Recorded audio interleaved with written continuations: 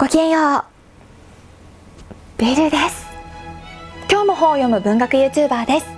今日は視聴者ノベルズの方からこんなコメントをいただいています。ベルさんの影響もあり、最近読書を始めました。嬉しい。質問なのですが、ベルさんは本を読んでいて、特に小説、途中で面白くない、期待外れと感じたらどうしていますか？切り捨てますか？それとも根気よく最後まで読み切りますか？私は買ったお金ももったいないと思うのですが、時間ももったいないと思うので、次の本に行っちゃいます。ありがとうございます。実はこれ、ツイッターでのノベルズのやり取りでも最近話題に上がってきていて、結構みんな悩む問題なんじゃないかなって思いました。だから今回は私の経験や思うことというのを共有して、皆さんの意見も乞いたいなと思います。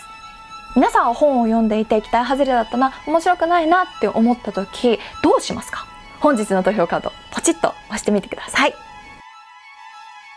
まず読書、小説が好きと言っているのに、そもそも期待外れとか面白くない、いわゆるつまらないと自分的には思ってしまう本があるのかということですけれども、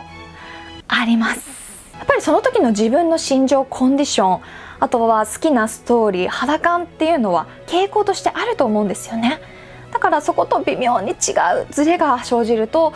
これはちょっとって思うのは普通のことだと思います。私はそれがはっきりしてるタイプ、好き嫌い激しいのかしら。挙げられるのは古典、海外文学、難しい設定の SF 時代小説、ちょっと読むのにパワーいる系はね、読めない、進めないゾーンに入りがち。じゃあそんな本に出会った時に私はどうするかというと、切り捨てちゃいます。諦めちゃいます。でも気づいたんです。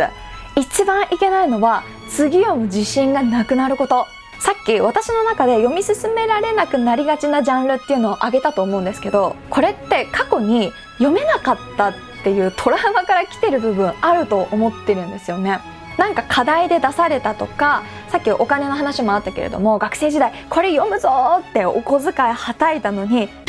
読めないかもっていうのが辛くて我慢して読んでやっぱダメだったとかで、今はね、自分の傾向を知っているから、もしこれで読めなかったとしても、そうだよね、自分のタイプと違ったもんねで終えられるんですけど、そうじゃない場合、まだわからない時は、ベストセラーって言ってみんないいって言ってるのに、なんで自分は読み進められないんだろうとか、本一冊読めないってどういうことって自信なくなっちゃうと思うんですよね。しかも根気強く読んだとしても、その後次の本読みたくなくなるんですよ。私はどっちも経験して不安だったことはありますし、読書好きって言ってるけど本当に好きなのかなって思ったりしました。最近でも感じてました。やっぱり文学 YouTuber っていう風に名乗り始めてから、本を読むというのはそれなりに時間がかかるわけですよ。絶対に読み切りたい。だってじゃないと書評ができないから。今まで読んできた時間は何だったんだってなっちゃうわけですよ。でも目的ってそこじゃないじゃないですか。だから結構頑張って読むこともあるんですけど、そうやってダラダラ読んでいる時間、もっと面白いと思える作品何冊も読んで紹介できたんじゃないって思うし、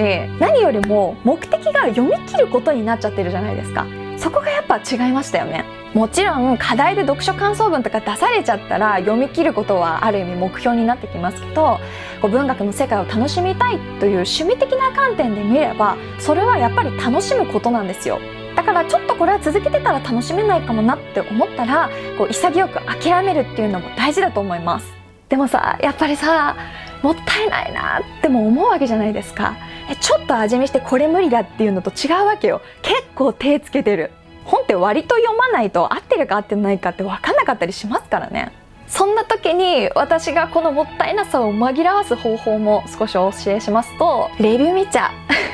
これはね、言っていい方法かどうかわからないんですけど、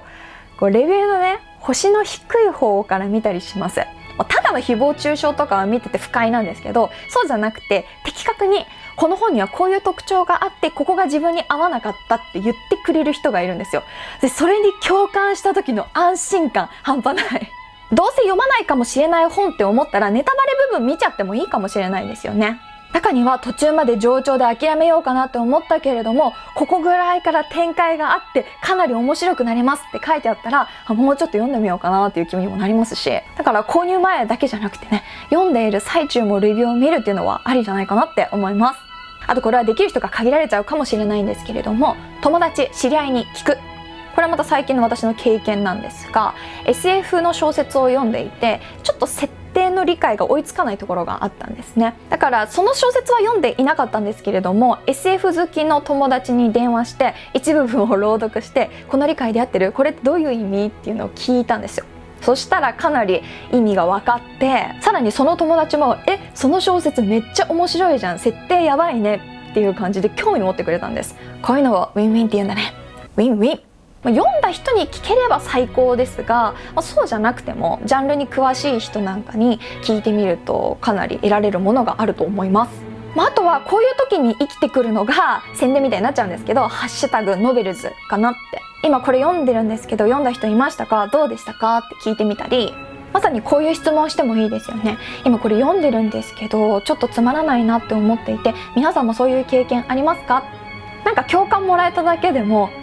諦めていいんだってすごく安心する気がします。私も気になったらいいね、リツイートとかしているのでぜひ使ってみてね。で、最後に試してほしいことがあって、挫折した本たちを覚えておく。そしてパターン化する。さっきの私みたいな感じ。そうすると次にそういった作品に出会った時に傷つくことが少なくスパッと諦められます。あとは次読む本の時はこういうジャンル避けようみたいな感じで参考になりますよね。予防策っていう意味では試し読み利用してみるのもいいかもしれないですね。本屋さんだったらちょろっと雰囲気はつかめるかもしれないですけれども、 Amazon なんかで購入するときは提供されている試し読み、出版社でも試し読みページっていうのがあったりするのでいい感じに使えるかも。今回もね、本雑談ということでまとまりのない回答になってしまったかもしれませんが、参考になったら嬉しいです。質問ありがとうございました。皆さんも自分の経験やこんな方法を試してみるといいよというのがありましたらコメント欄にいただけると嬉しいです。合わせて私への質問や本に関する相談などありましたらそちらもお待ちしております。趣味ってある程度詰まってくると数字追いたくなりますよね。他人も気になりますよね。何ページ読んでるのか、月に何冊読むのか、速さはどれくらいか、読み切らないと。私もね、割とそうなりがちなタイプではあるんですけれども、やっぱり趣味って心を豊かにするためにあると思うので、そのために読み切ることが必要であればそれはそれで正解だと思います。数字を追うのがゲーム感覚で楽しいという人もいると思いますしね。でも心を豊かにするっていうのを考えた時にあれって思うようであれば切り捨てるという勇気も大事だと思います。だから私もこの動画30分ぐらい喋ってるんですけれども、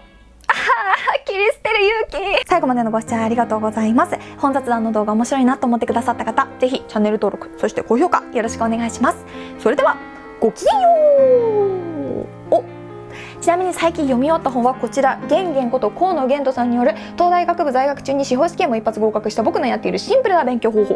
法です。